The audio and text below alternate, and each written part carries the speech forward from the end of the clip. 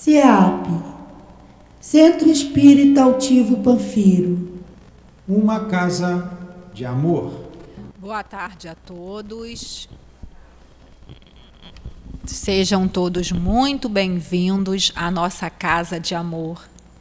Hoje, sábado, é dia de reunião pública de Livro dos Espíritos. Mas antes nós gostaríamos de dar alguns avisos. O primeiro deles é que quem desejar atendimento fraterno é só permanecer sentado após o término da reunião pública, que o diretor indicará o médium para atender ou ele mesmo irá fazer o atendimento.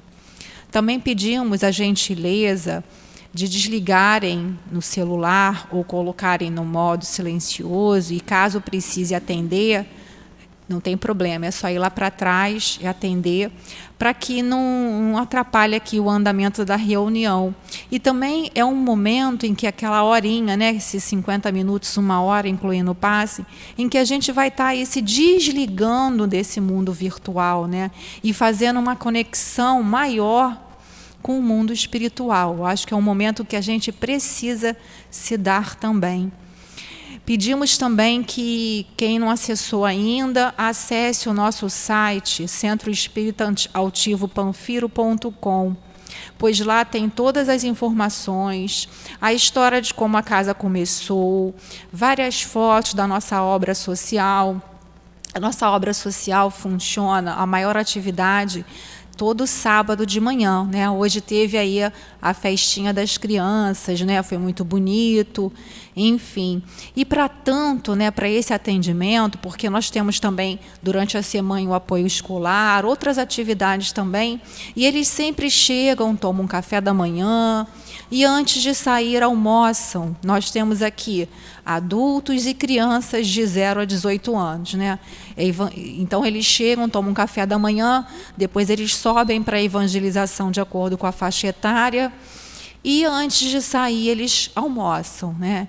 Então quem puder fazer a doação, seja através do banco de dinheiro, o que puder, ou trazendo aquele quilinho, pode ser um quilinho de arroz, um de feijão, o que puder trazer, produtos de limpeza também a gente sempre está precisando, porque de pouco em pouco, né, cada um trazendo um pouquinho, a gente consegue formar aí as cestas básicas e também o próprio atendimento a eles.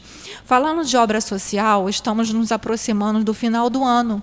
E no final do ano também teremos uma festinha simples, singela, mas com muito amor. E todo ano nós fazemos, né, as bolsas de Natal. Então aqui está um exemplo, né? Vem aqui a foto da criança. Esse ano nós conseguimos botar a foto. Eu achei bem legal para a gente olhar a criança que a gente quer ajudar, né? Quem puder, tá? Quem puder ajudar, pegando uma bolsa. Às vezes a gente acha que fica muito caro, realmente às vezes a pessoa não está podendo, mas pega, divide com a irmã, com a prima, com o tio. Cada um dá um negocinho, que são coisas simples, né? Produtos de higiene básica pessoal, uma roupinha, né? Para a criança um brinquedo e para os maiorzinhos, a partir de 11 anos, uma mochila. E a data limite da entrega é dia 26 de novembro. Para quê? Para que a gente tenha tempo de conferir tudo, porque às vezes a pessoa, nem por maldade, não esquece realmente alguma coisa, e aí a gente tem que fazer a revisão de tudo para que na festinha todos possam receber, né? Lembrando também dos nossos cursos. Temos cursos todos os dias, até domingo. Por exemplo, amanhã nós teremos Memórias de um Suicida, de 8 às 9h30, e teremos após o Evangelho segundo o Espiritismo. Mas outros dias da semana temos sempre cursos, 8 horas da manhã, temos cursos à tarde, temos cursos à noite das obras de Allan Kardec, incluindo a Revista Espírita, que agora a gente está começando a estudar, quarta-feira, 9 horas da manhã, e também obras de Leon Denis, de André Luiz e de Dona Ivone Pereira, além do Memória do Suicida. Estamos estudando atualmente, terminando de estudar o livro Recordações da Mediunidade, que é um livro excelente, né? Quem ainda não conhece tem oportunidade. Então, não tem desculpa para não vir estudar. Temos estudo em vários horários, né? Então, dando prosseguimento aqui, nós vamos ler o Evangelho para poder fazer a nossa prece. Mas antes eu gostaria de falar que o estudo hoje vai ficar a cargo do nosso companheiro Guilherme Kremer, né? E as questões são de 760 a 765. É o capítulo 6 da Lei de Destruição, e o tema é bem interessante, né? Sobre a pena de morte. Mas antes, vamos fazer a leitura do Evangelho, para que a gente possa ir se ambientando, que a nossa companheira Conceição irá fazer o comentário da sustentação dos passes, que é o capítulo 12, Amai os vossos inimigos, e os itens 1 a 4, retribuir o mal com o bem.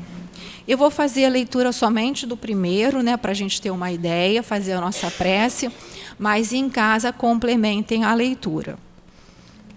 Então, diz assim, é uma citação uma fala de Jesus que está em Mateus. Aprendeste o que foi dito, amareis o vosso próximo e odiareis os vossos inimigos. Eu, porém, vos digo, amai vossos inimigos, fazei o bem àqueles que vos odeiam, e orai por aqueles que vos perseguem e vos caluniam, a fim de que sejais os filhos do vosso Pai que está nos céus, que faz o sol se erguer sobre os bons e sobre os maus, e faz chover sobre os justos e os injustos. Porquanto, se amais apenas aqueles que vos amam, que recompensa tereis? Os publicanos também não fazem o mesmo? E se saudardes somente os vossos irmãos, o que fazeis mais do que os outros? Os gentios também não agem assim?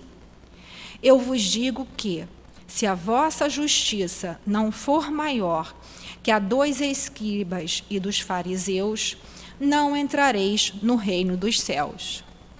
Vamos, então, fazer a nossa prece para dar início à nossa reunião.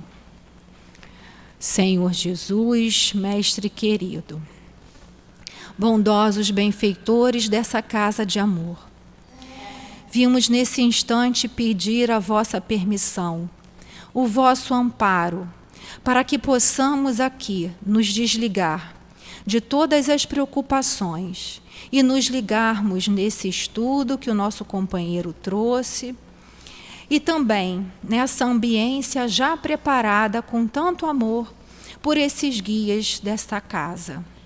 Rogamos ao nosso querido altivo, ao nosso professor José Jorge e demais companheiros, que possam estar intuindo os companheiros que farão uso da palavra, e também a nós outros, para que possamos sentir os nossos anjos guardiães junto a nós e que assim possamos absorver o melhor desse momento sublime.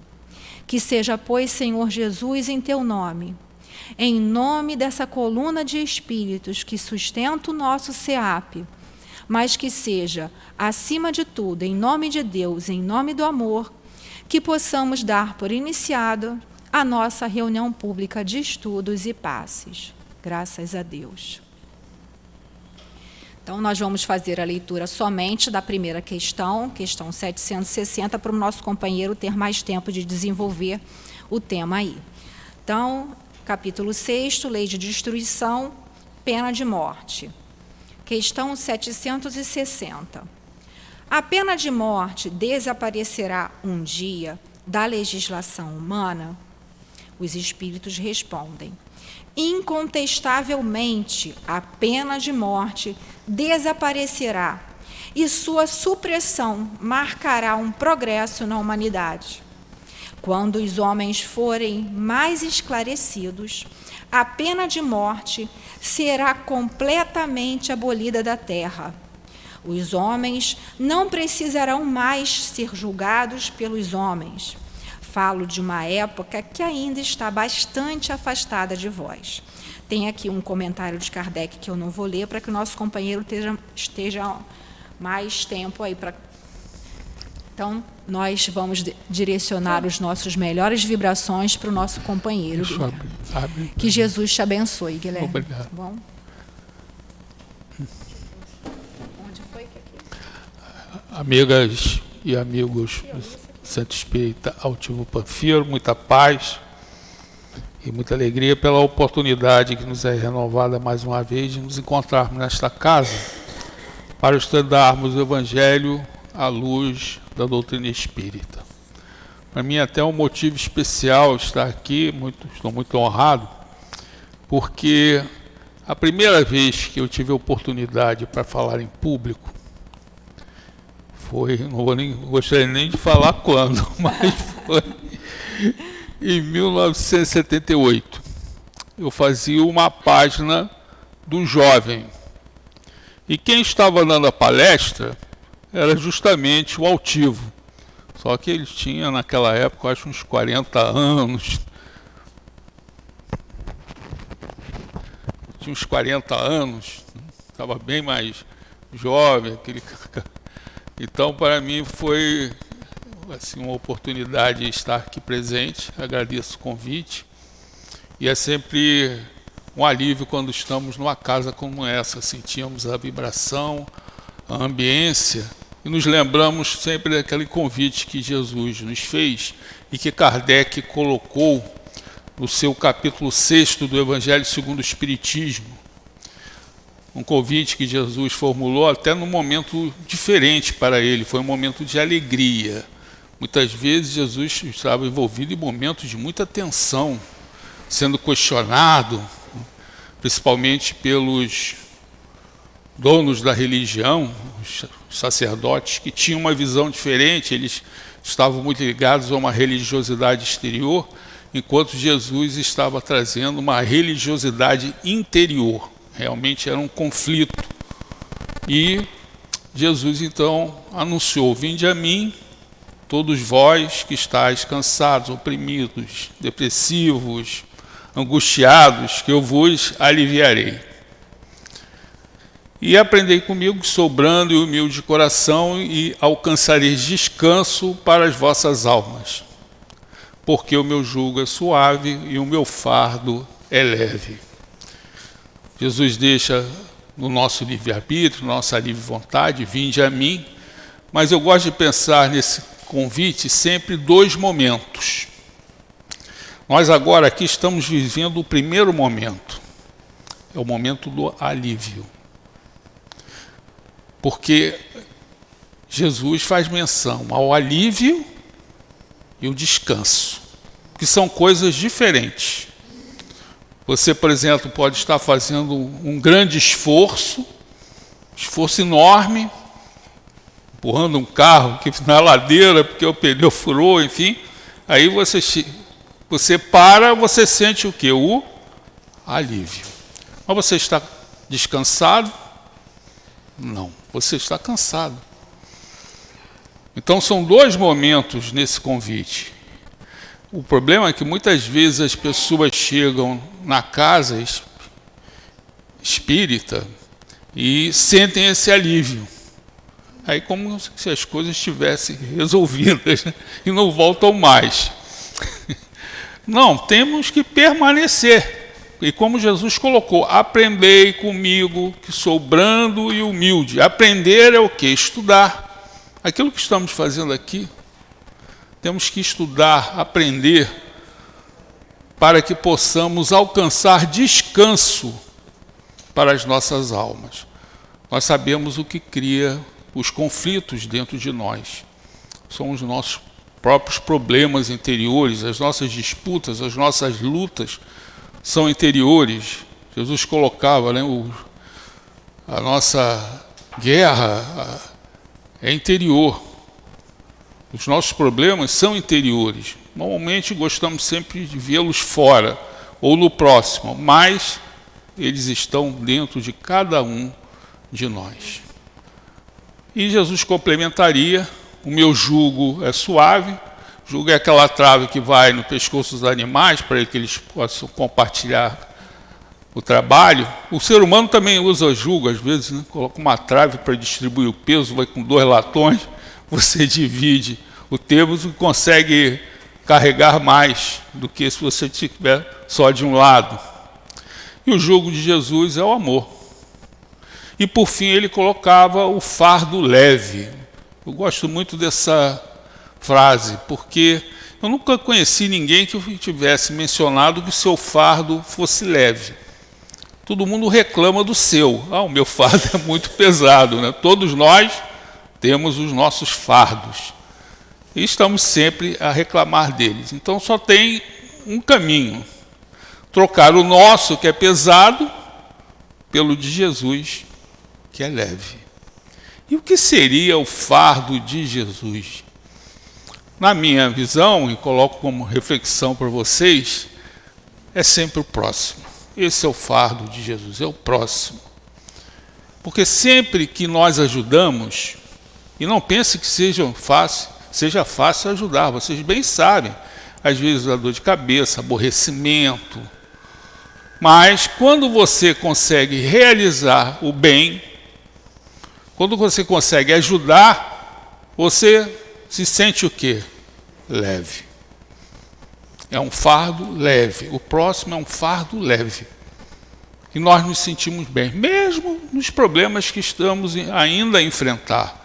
Estamos passando, finalizando um período difícil de provação para a humanidade com essa pandemia, mas todos nós podemos ajudar, porque é ajudando que seremos ajudados. Vou até me valer de uma passagem do Velho Testamento. Muitas pessoas não gostam do Velho Testamento, mas no Velho Testamento, interpretado simbolicamente, ele foi escrito para o nosso ensino, para que nós tenhamos esperança. Isso eram palavras do apóstolo Paulo aos Romanos. Tudo que foi escrito para o nosso ensino. E foi um acontecimento que transcorreu com Davi. Davi foi o segundo rei judeu. O primeiro foi Saul. Estamos falando aí 1000 anos antes de Cristo. Sabemos que quando os israelitas saíram do deserto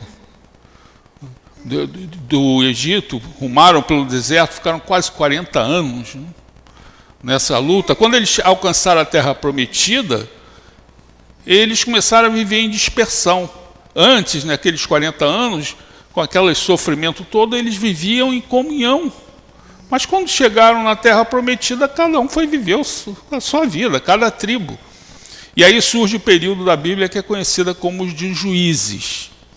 O que era um juiz? Juiz era um homem de personalidade que conseguia unir 1, 2, 3 tribos em torno de determinado problema. E o último dos juízes foi Samuel, que também é conhecido como o primeiro dos profetas do povo hebreu. O Espírito Ramatiz fala que ele reencarnaria como João Evangelista. Se vocês verem a vida dos dois, é bastante semelhante, um médium maravilhoso. E ele se apercebeu que se continuasse assim, aquela ideia do Deus único que fora trazida por aquele povo, o povo testemunha do monoteísmo, ia se perder. Então ele resolveu instituir um sistema de governo. Qual era o último sistema conhecido na época? Monarquia. Mas ele relutou, porque ele entendia que aquele povo só tinha um rei. E esse rei era Deus. E ele relutou, mas os espíritos o convenceram. Eu sempre brinco, né? Manda quem pode, obedece quem tem juízo. E aí ele foi escolher logo para rei o chefe da menor tribo. Das 12, a menorzinha, muita sabedoria, né? Saul. Só que ele se apercebeu que Saul também estava se perdendo. E aí ele resolveu, tem que procurar o outro rei. Isso estamos falando há quase 3.000 anos atrás, mas ainda atualmente, né, os monges tibetanos vão atrás da reencarnação do Dalai Lama, né? E o nosso Samuel foi atrás do novo rei. Chegou lá perto de Belém, na casa de Jessé. Jessé, eu acho que tinha 7 filhos. E aí começou a apresentar para Samuel aquele que ele achava que fossem os melhores, né? Os mais fortes, mais inteligentes, né? É isso aqui, tudo na esperança de ser escolhido por Samuel. Não. Parece aquela história da Cinderela, do sapatinho de cristal. Você não tem uma outra filha aí? Você não tem outro filho aí? Tenho, mas ele fica tocando uma harpa, é meio franzino. Não, chame ele. Era Davi. E aí Samuel pegou Davi e levou para viver com Saul. Até o início do relacionamento era bom, até porque Saul era obsediado. Aliás, um dos poucos casos de obsessão no Velho Testamento. No Novo encontramos uma fartura. Claro, todo mundo queria ir atrás de Jesus para ser curado, né? Mas no Velho Testamento é muito difícil. E um dos únicos casos é esse. Como é que Davi afastava o espírito obsessor de Saul? Quando ele tocava a sua harpa. Ele tocava a harpa, o espírito ia embora. Ele parava de tocar a harpa, daqui a pouco voltava o espírito. Sabemos a influência da música nos espíritos. Uma vez, eu conversando com um companheiro que esteve com o médium Divaldo Franco, ele fez uma revelação interessante. Ele estava psicografando o livro Loucura e Obsessão, eu não sei se vocês já leram, maravilhoso. Trata até de um acontecimento num centro de Umbanda. Até para te desmistificar, tirar preconceitos, porventura alguém ainda tem com relação a isso. Só que quando, na hora acertada, lá na mansão da Caminha, ele começava a psicografar, vinha o quê? O rufar dos tambores. Bum, bum, bum, bum, bum. E estava perturbando a psicografia dele. E ele começou então com Joana de Ângeles. E aí ela deu uma dica para ele, que aliás é bom para todo mundo, hein, gente? Olha, antes de você fazer a sua psicografia, coloque a música Cavalaria Rusticana, de Pietro Mascagni. Ele desencarnou em 1946. Tem aí no YouTube, vocês vão ouvir. É uma música maravilhosa. Parece que esses espíritos ficam agoniados com essa música e se afastam. Então é sempre uma boa dica, né? O único problema é você também ficar agoniado e desliga a música. Quer dizer, você que é o problema. Mas sabemos da interferência da música nos espíritos. E esse relacionamento acabou, evidentemente, se deteriorando totalmente. Porque Saul se percebeu que Davi seria o próximo rei e arquitetou o quê? Matá-lo. Aí ele fugiu com seus auxiliares, né, para se preparar para a luta.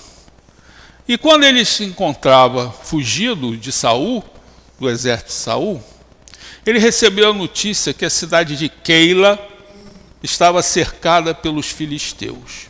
E aí ele se preocupou, orou a Deus, o que fazer? E a orientação de Deus foi o seguinte: ajude a Keila. Aí ele reuniu o seu alto comando, os seus auxiliares e expôs a situação. Só que a reação foi bem oposta. Todos estavam preocupados, mas como nós podemos ajudar? Nós estamos fugindo de Saul, vamos estar totalmente envolvidos, não temos como ajudar, estamos cheios de problemas, que aliás é a palavra que todo mundo fala hoje, né? É problema para cá, problema para lá, problema para lá, blá, blá, blá.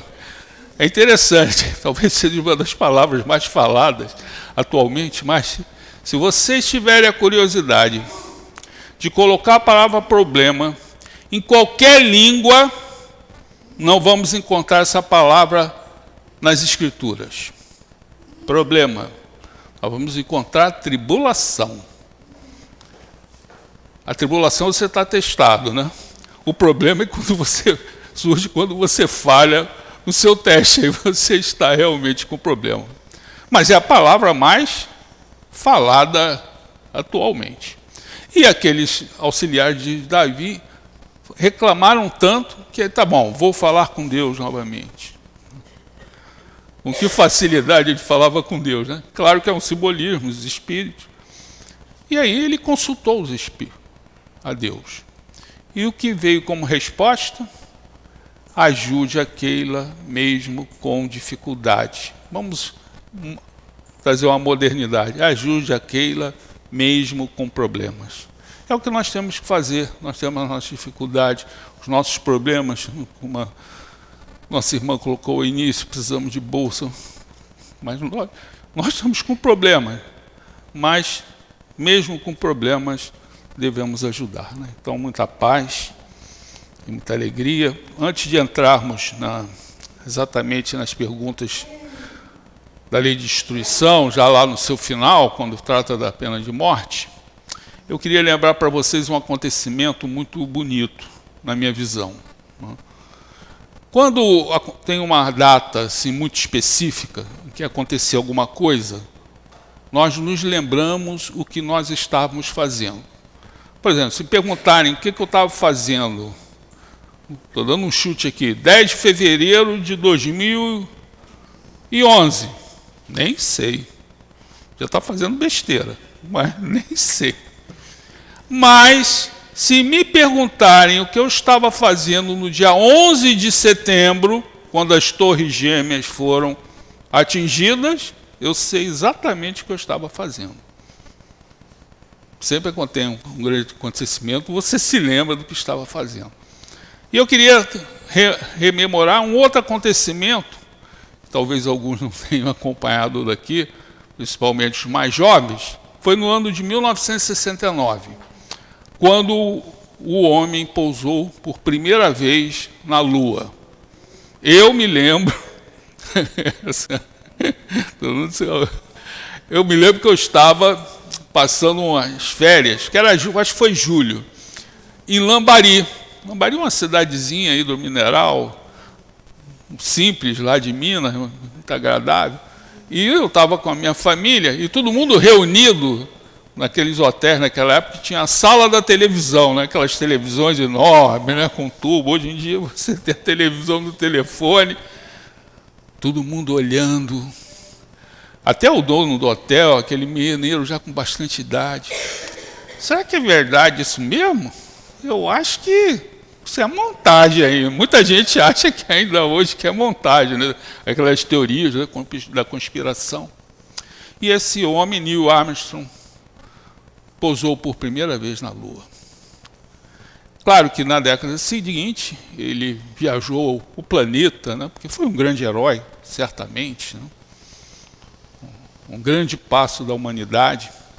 Em 1982 ele foi a Israel visitar Jerusalém, claro, com toda a segurança, e ele pediu uma arqueóloga que fosse junto com ele, para ele ajudar, porque ele queria conhecer, porque ali toda pedra, toda ruína tem uma história, ele queria saber. E eles fizeram um grande circuito, e ela deixou, por final, uma descoberta bem recente, que acontecera na década de 70, e que era muito importante. A escada para o templo de Jerusalém, para os muros externos do templo. Uma grande escada, ele chegou com ela, e logo se apercebeu que aquela escada era diferente, porque as nossas escadas, a largura é simétrica, 30 centímetros, né? São iguais. A escada do templo era 60, 30. 60, 30, 60. Ele não entendeu nada, mas que escada diferente é essa? Perguntou para a arqueóloga.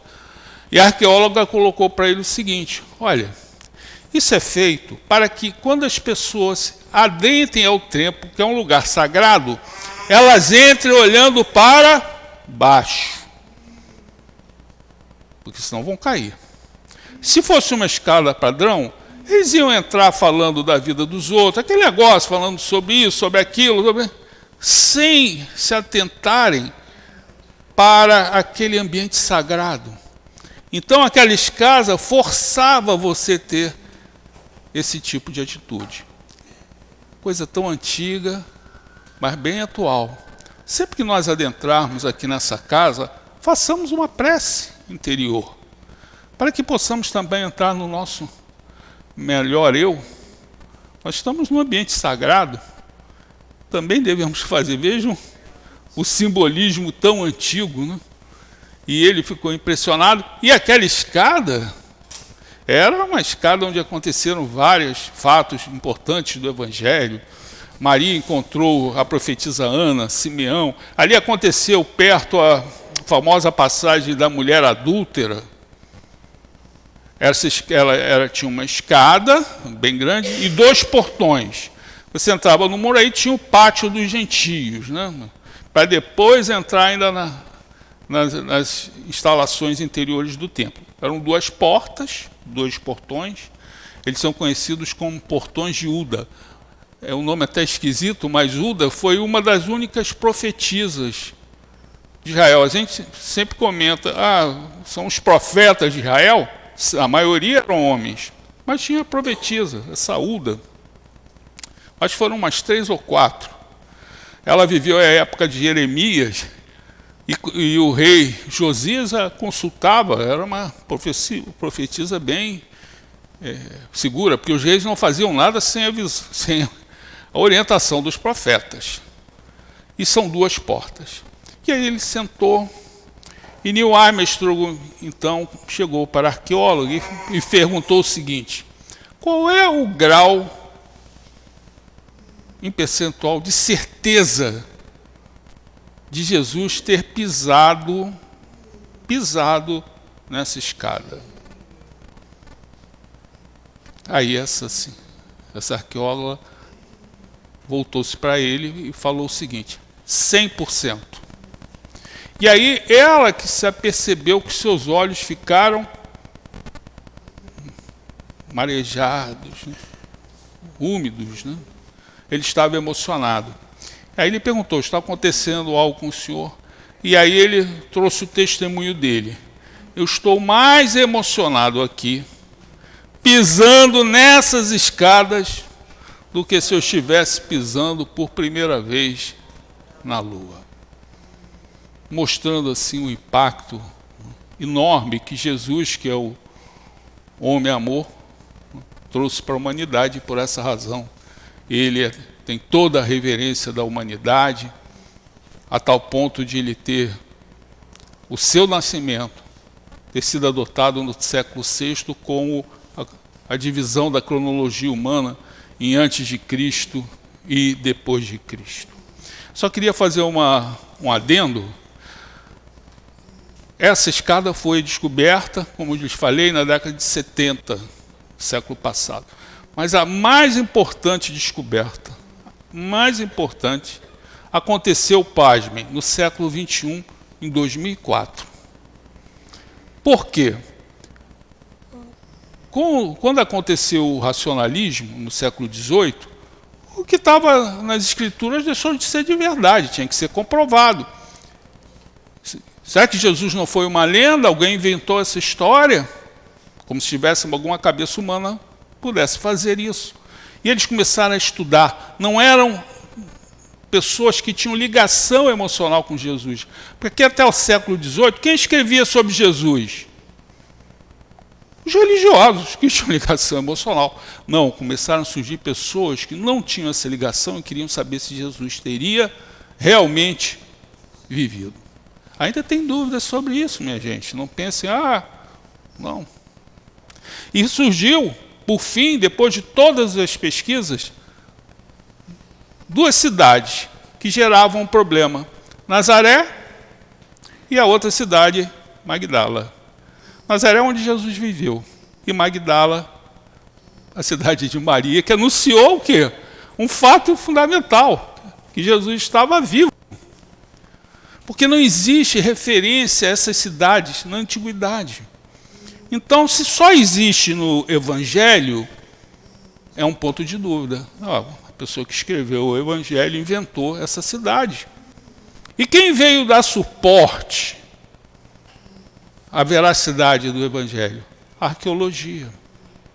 Começou na década de 60 do século passado, foi descoberta uma placa do século I com a palavra Nazaré. E somente em 2004 começou a ser descoberta as ruínas de Magdala por um padre mexicano que fazia excursões de peregrinos lá para a Palestina, e ele quis comprar uma espécie de uma pousada para melhorar, conseguiu lá um best price, né, preço bom, uma sexta-feira aquela, né, e conseguiu um preço bom, reformou, e depois da reforma ele teve a ideia de construir ao lado, como se fosse um local, como essa sala, para que as pessoas pudessem fazer as suas reflexões, dar o seu testemunho das emoções que tiveram. E quando eles começaram aqui a escavar, descobriram uma ruína. Isso foi em 2004. E começaram... Em 2009, descobriram as ruínas de Magdala, da sinagoga, perfeita, com os afrescos. Jesus ali esteve. Então, se você não acredita naquilo que está escrito no livro, acredite nas pedras. Porque as pedras, como Jesus falou, quando entrava em Jerusalém, né, montado naquele jumentinho, né, o povo todo feliz, aí os sacerdotes ficaram apoquentados com aquelas manifestações de alegria, foram até Jesus, faça com que eles se calem. Aí Jesus, não dá, porque se eu falar porque eles se calem, as pedras clamarão. E as pedras estão clamando. Você não acredita aqui, meu? As pedras estão clamando que isto aqui é verdade. Então Jesus venceu todas as hipóteses, todas as teses, porque ele é um homem amor. O seu jugo, como ele colocou, meu jugo é suave, que é o amor. Aliás, Jesus trouxe a maior de todas as leis, que, aliás, essa lei, ela abrange a todas as outras, que foi amar a Deus sobre todas as coisas, né, com todas as suas forças, suas energias, e o próximo como a si mesmo. Essa é a lei. Aliás, podíamos até afirmar que Jesus não precisava nem ter trazido o Evangelho, era esse mandamento, amar. Amem, amem a Deus e ao próximo, como a si mesmo. Pronto, acabou, pode ir embora, vão amar. Aliás, Santo Agostinho, que tem uma importância grande na doutrina espírita, basta vocês lerem o capítulo 1 do Evangelho, segundo o Espiritismo, né, a importância de Santo Agostinho, ele ficava se questionando. Santo Agostinho viveu no século IV, filósofo cristão, o maior filósofo cristão, escreveu sobre tudo que vocês possam imaginar. Ele ficava pensando, como é que eu posso equacionar isso? Porque Jesus manda eu amar a Deus com todas as minhas forças, todas as minhas energias, com todas as minhas moléculas. Se eu faço isso, não sobra nada para o próximo nem para mim. Se eu tenho que amar a Deus com todas as minhas energias, eu vejo a cabeça analítica dele, né? E como ele resolveu isso? Santo Agostinho é o pai da interioridade.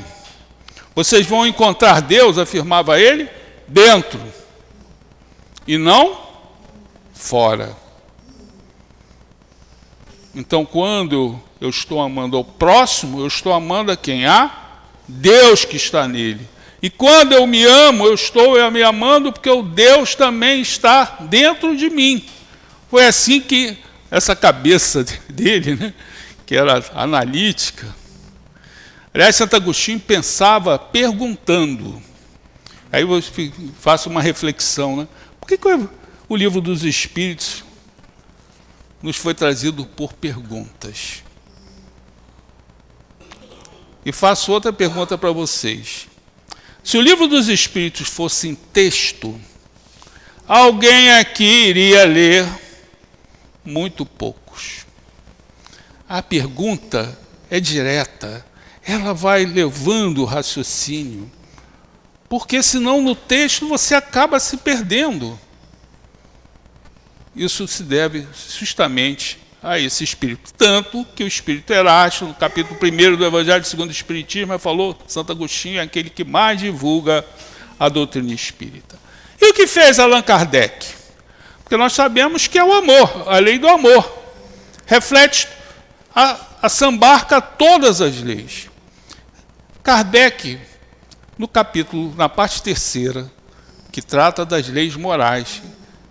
O nosso Chico Xavier afirmava que essa parte terceira é a parte mais importante do Livro dos Espíritos, porque ali está o roteiro da nossa felicidade. O que Kardec fez? Ora, qual é a lei? Qual é a lei maior? É o amor. Então, vamos supor o fenômeno físico que acontece com a luz branca, a luz do Sol. Vamos ver o Sol, a luz do Sol. Quando ela passa por um meio diferente, acontece a refração da luz branca em várias tonalidades, né? O famoso arco-íris. É o fenômeno da refração da luz. Então, essa parte terceira foi justamente isso. Kardec pegou a lei do amor e desdobrou, né? Como decompondo essa lei do amor, como a luz branca é decomposta em várias tonalidades.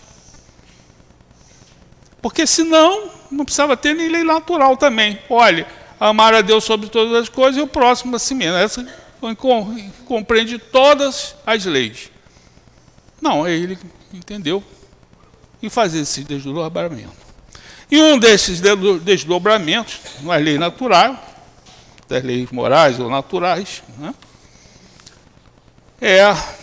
Que aliás ele até dividiu em 10 leis naturais, mais ou menos, deu aqui uma quase de Moisés, né? Porque nós também temos os 10 mandamentos, né?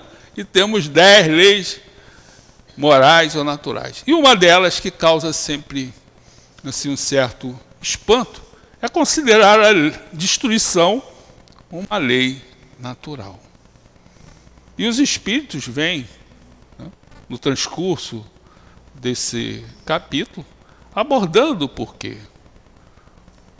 Para você construir, você tem que destruir. A própria Terra, um dia, os planetas são formados a partir da aglutinação de energias e poeiras, enfim, a partir da destruição de outros planetas. Então, certamente a nossa Terra vai chegar um dia, não sabemos quando, daqui a milhões de anos, não sei, milhões, que ela também irá se desintegrar, porque ela vai, né, se exaurir. Claro, pode até se exaurir mais rápido se nós, né, a destruirmos a partir da nossa ganância, enfim. Mas é o que acontece na natureza, a destruição como lei natural. O próprio espírito se utiliza dessa lei de destruição, porque quando nós desencarnamos, né, nós temos que destruir aquela personalidade transitória que nós tivemos na última reencarnação para construirmos o quê? Uma outra personalidade. Eu vou destruindo para construir uma outra personalidade. No cristianismo antigo tinha um nome para isso de metanoia. Quer dizer, quando você se destrói o homem velho, como Paulo falava, né? Você tem que destruir o homem velho para criar um homem novo. Então, Kardec trouxe essa visão maravilhosa, a lei de conservação, a lei do progresso. A lei do progresso é fundamental para nós, entendemos de uma forma maravilhosa, né? Eu gosto muito de entender a lei do progresso da seguinte maneira, né? Por que o progresso é uma lei? Porque os espíritos falaram? Não, né? É porque nós, ligando até aquilo que Santo Agostinho colocou, nós temos a centelha divina, nós viemos de Deus, gente. Nós viemos de Deus, e a nossa evolução é para retornarmos a Ele. Então, na verdade, é aquele determinismo, a evolução é um determinismo. Todos que foram criados vão voltar ao Pai, isso é determinismo. Claro que nesse caminho eu tenho o meu livre-arbítrio, né? Eu posso ir por aqui, por ali, uns se atrasam, outros não, outros vão para outro planeta. Mas o determinismo é que todos nós vamos chegar ao Pai. E nesse capítulo da lei de destruição, Kardec fez uma abordagem sobre a pena de morte, em que já logo no primeira pergunta os espíritos já colocaram a sua observação.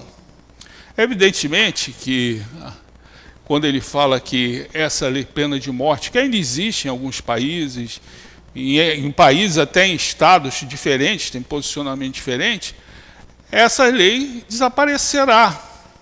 Provavelmente já numa outra condição do estágio evolutivo da Terra. Nós estamos numa época ainda vivendo uma transição planetária. Essa transição planetária já se iniciou. Agora, quando ela irá realmente se complementar, ninguém sabe. Mas ela já se iniciou. Vocês batem a avaliar o século XX. Foi um dos séculos que a criatura humana mais sofreu. Mais sofreu. 2 grandes guerras, outras guerras, bomba atômica, campos de concentração. Então, essa transição está em curso. Quando isso vai se encerrar, não sabemos. Tem data aí para todos os gostos, né? Entrem aí no YouTube. Mas o próprio Jesus, que falou do momento da transição planetária, nós encontramos lá no discurso profético que ele fez, na terça-feira da semana da Páscoa, ele afirmou o seguinte: nem eu sei quando isso se dará. São palavras de Jesus, e todo mundo fica falando, né? Mas ele mesmo falou que nem ele mesmo sabe quando isso se dará. Claro que numa condição de regeneração, o mal ainda estará presente. As pessoas não idealizem, né, uma terra regenerada, em que o mal não irá existir.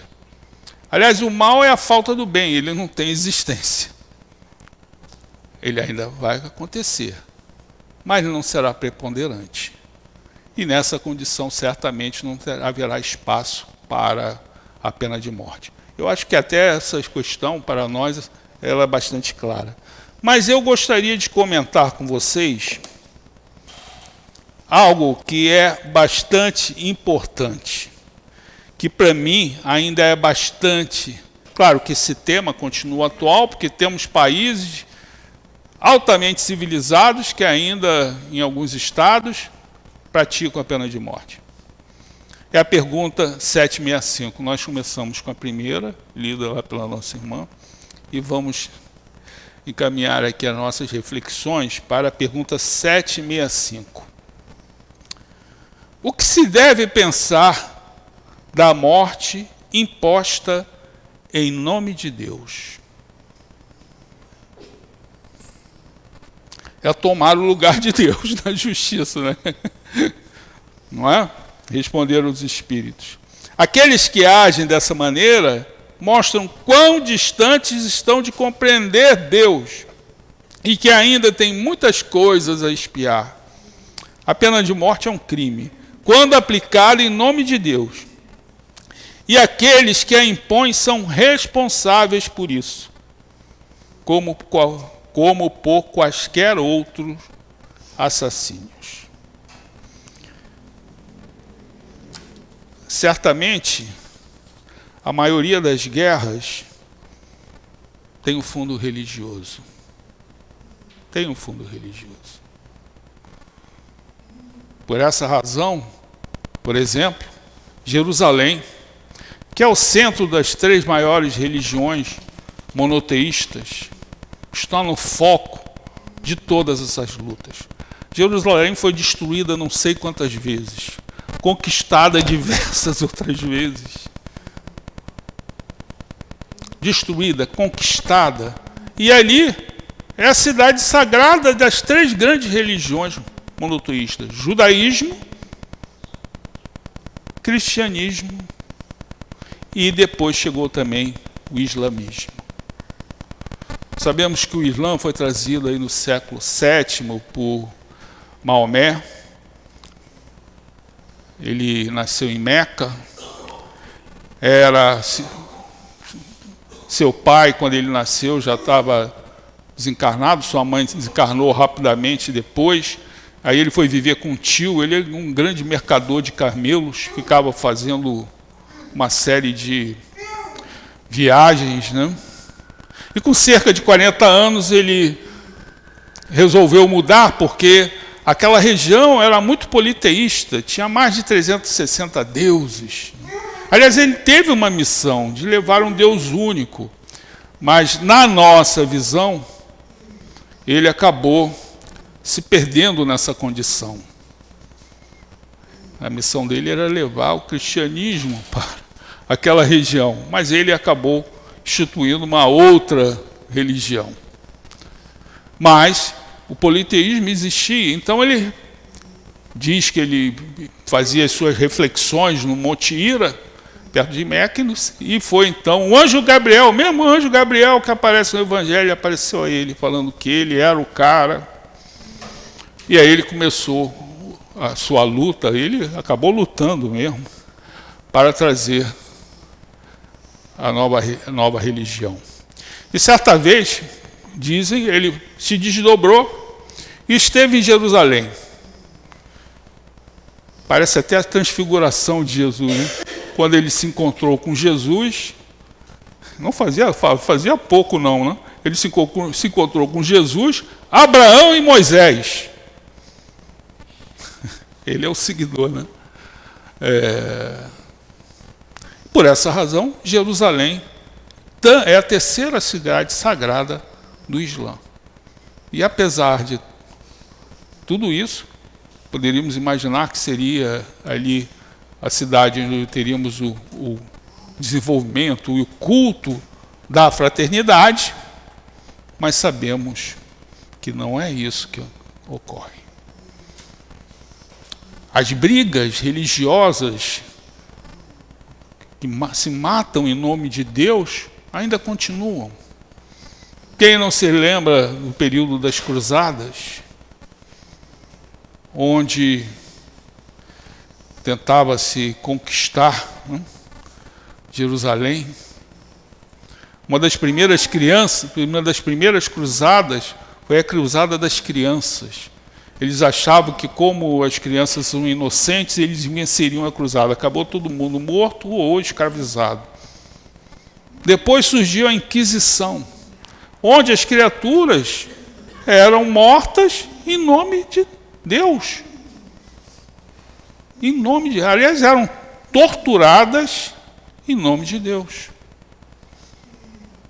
O próprio espírito Allan Kardec, que reencarnou como Allan Kardec, 400 anos antes, ele viveu como Jan Hus, o precursor da Reforma. E acabou também sendo sacrificado no ano 1415, no Concílio de Constança, porque ele estava criticando aqueles religiosos que usavam a religião com foco nos bens do mundo, dos valores do mundo. Usavam a religião para auferir as suas vantagens. Esse mesmo espírito reencarnaria depois na personalidade superior de Allan Kardec. É interessante, vocês podem imaginar a força desse nosso codificador, né? Porque imaginem, você está com lenha até o pescoço e por essa razão chega um emissário do imperador concedendo-lhe indulto se ele se desdizesse, se ele mandasse desconsiderar tudo aquilo que ele havia escrito. E ele não arredou da sua posição. Repare, é um testemunho moral assombroso, né? E não pense que a fogueira naquela época era uma prática muito comum, né? Tinha até manual para você fazer fogueira. Por exemplo, você nunca poderia usar uma lenha úmida. Eles orientavam isso. Tem que ser uma lenha seca. Porque se você usar uma lenha úmida, o que acontece? A fumaça logo surgiria, né? E a pessoa que ia ser sacrificada, com a fumaça, ela iria desmaiar e não ia sentir os efeitos devastadores daquela fogueira. Isso continua, gente. Hoje podemos estimar que cerca de 350 milhões de cristãos vivem em situações de dificuldade em cerca de 50 ou 60 países. Na África, no Oriente Médio. Estima-se que, por exemplo, em 2021, cerca de 6.000 cristãos foram mortos. Na maioria, mortos em nome de Deus. Claro que um Deus diferente, né? Porque as 3 religiões, né, monoteístas, que tem como cidade santa Jerusalém, elas se destruíram todos em nome de Deus. 350 milhões hoje, é um número bastante atual, de cristãos que sofrem perseguições, ou são presos, muitas vezes são sequestrados. Podíamos estimar aí 6.000 mortes em 2021. Não sei quantas serão, porque esse número está aumentando. É só dividir 6.000 mortes por 360 dias e ver quantas criaturas são sacrificadas diariamente por serem cristãs. E o pior, muitas vezes em nome de Deus. Nós, graças a Deus, não temos esse problema. Isso nos parece até aquela experiência dos 300 primeiros anos de cristianismo, quando você ser cristão era bastante difícil. Você tinha que cuidar dos perigos exteriores, como também cuidar dos perigos interiores. Hoje em dia, nós somos chamados aqui, pelo menos no nosso país, de cuidarmos dos perigos e das lutas, como comentamos aqui ao início. As nossas lutas são lutas interiores. Os problemas estão na nossa própria casa. Jesus já colocava isso. Porque o Mestre foi uma vez apenas a Nazaré no seu ministério público. Vocês leem o Evangelho? Foi uma vez. Vocês sabem quantas pessoas Jesus curou em Nazaré? Nenhuma. E foi quase morto, porque ele estava na sinagoga, lhe deram lá os rolos de Isaías, e Jesus foi direto naquilo que ele queria falar. Para mim isso é quase, vamos colocar aqui em aspas, um milagre. Porque as escrituras, que como lemos hoje, as escrituras estão divididas em capítulos, não estão? Capítulo tal, livro tal, capítulo tal, versículo tal. Isso só começou a existir a partir do século XII. Antes não tinha nada disso. E aí deram para o mestre aqueles rolos de papel, ele foi direto. Pum. Hoje se cumpre aqui em Nazaré essa profecia. Aí o povo, mas espera aí, você não é o filho do José, o faz-tudo daqui de Nazaré? Faz-tudo não é nada, rapaz. E vem falar aqui que hoje se cumpre essa profecia, aí nós vamos entendendo que Jesus não curou ninguém lá, né? Porque Jesus sempre que o curava, falava o quê? A tua fé te curou. Ninguém acreditava nele, porque ele era um filho do faz-tudo. Então o mestre falou, olha, nenhum profeta é reconhecido na sua própria pátria. É aquele ditado popular, né? Em casa de ferreiro, espeto de pau. E nós sofremos isso, né? Às vezes nós estamos numa família, eu sou o único espírita, ou sou espírita. Você é que vai ser sempre o cobrado, né? Mas peraí, você não é espírita? Você que fala de evangelho, nós é que somos cobrados a ter o entendimento. Então são essas reflexões que eu tinha a fazer. Agradeço muito de coração o convite que me foi feito de estar aqui nessa casa e que todos vocês possam ter saúde e paz. Obrigado. Nós que agradecemos ao nosso companheiro.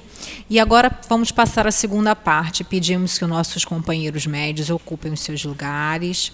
E, enquanto isso, nós outros vamos fechar os nossos olhos, vamos buscar não nos distrair com a movimentação que se faz necessária. Vamos aí lembrar da doce e meiga figura do nosso querido Jesus de Nazaré, para que a gente possa aí estar em sintonia com esse mundo espiritual. É a hora do passe, como dizia o nosso querido José Jorge, como diz, a hora da sobremesa, né? Então vamos aí nos concentrar. E agora vamos fazer uma breve prece para iniciar os trabalhos dos passes. Mestre querido, como tu sempre curaste, Senhor, em todos os locais em que foste, Senhor Jesus, à exceção do já relatado, ninguém é profeta em sua terra, mas agora, Senhor, estamos aqui a te pedir, Mestre querido, que através desses benfeitores amados, teus mensageiros, possamos encontrar a cura física e espiritual, que em nome de Deus possam ser iniciados os passes.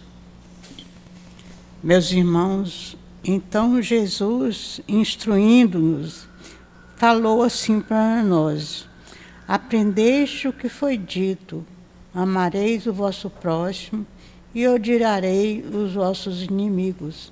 Eu, porém, vos digo, amai os vossos inimigos, fazei o bem àqueles que vos odeiam, e orai por aqueles que vos perseguem e vos caluniam, a fim de que sejais os filhos do vosso Pai, que está nos céus, que faz o sol se erguer sobre os bons e sobre os maus, e faz chover sobre os justos e os injustos.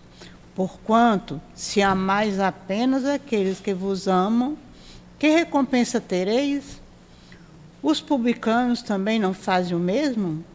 E se saudardes somente os vossos irmãos, que fazeis mais do que os outros?